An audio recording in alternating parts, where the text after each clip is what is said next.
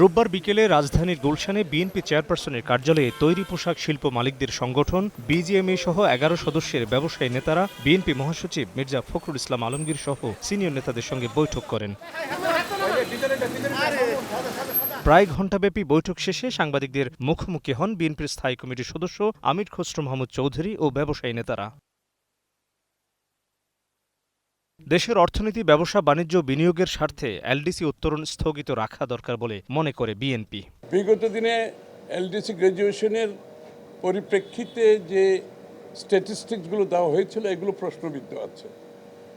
তো সব কিছু মিলিয়ে বাংলাদেশের ভবিষ্যৎ অর্থনীতি, বিনিয়োগ, ব্যবসা বাণিজ্য যদি আমরা অব্যাহতভাবে এগিয়ে যেতে চাই, যে নতুন বাংলাদেশের স্বপ্ন আমরা দেখছি, তাহলে এই মুহূর্তে এলডিসি গ্র্যাজুয়েশনটা আমাদের স্থগিত রাখার জন্য সবার আমরা আলোচনা করেছি। এই মুহূর্তে স্থগিত রাখার প্রয়োজনীয়তা আছে। তবে এলডিসি থেকে উত্তরণ পুরোপুরি স্থগিত না চাইলেও অবকাঠামোগত উন্নয়ন ও প্রস্তুতির জন্য ৩ বছর সময় চান ব্যবসায়ীরা।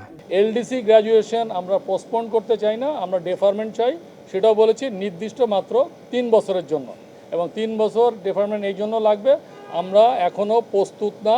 এর মধ্যে একটা আছে ফলসিফাইড যে ডাটার ভিত্তিতে করা হয়েছিল, এটা হচ্ছে মূল বিষয় হচ্ছে আমাদের ইনফ্রাস্ট্রাকচার এখনো রেডি না। এই সময় একটি গ্রহণযোগ্য নির্বাচনের জন্য শুধু ব্যবসায়ীরা নন, বিদেশি বিনিয়োগকারীরাও অপেক্ষায় বলে দাবি আমির খসরু মাহমুদ চৌধুরীর।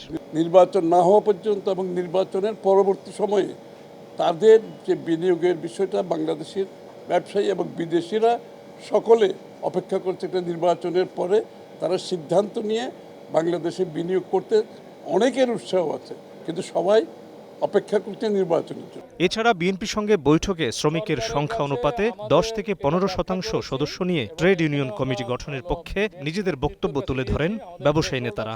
100 থেকে 1500 হলে কতজনের ট্রেড ইউনিয়ন হওয়া উচিত, সেটা হলো 200 অথবা 15%। 1500 থেকে 3000-এর ক্ষেত্রে বলেছি 15%, অর্থাৎ শতকরা 15 জন অথবা 300 জন। Mohammad Hossain, star news, Dhaka.